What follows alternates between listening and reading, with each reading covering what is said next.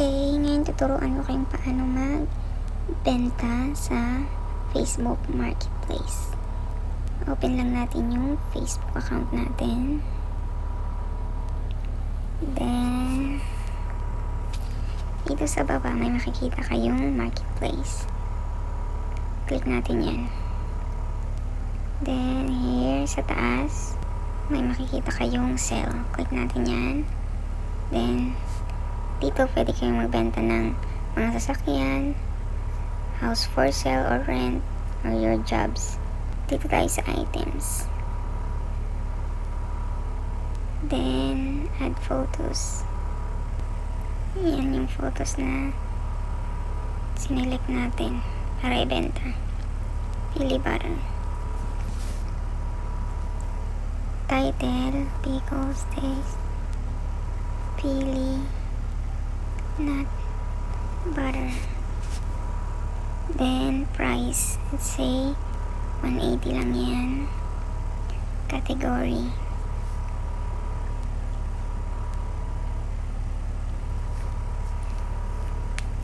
Free listings.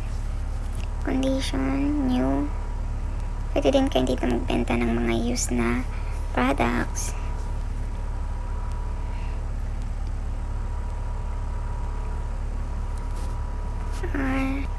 Pili. Let's say pili segment jams come with free variant. Pili butter second pili caramel caramel pili coconut jam. Yan. Then location, pwede nyo i-edit yan. Then tapos na natin fill the panto. Then dito sa taas may publish, click natin yan.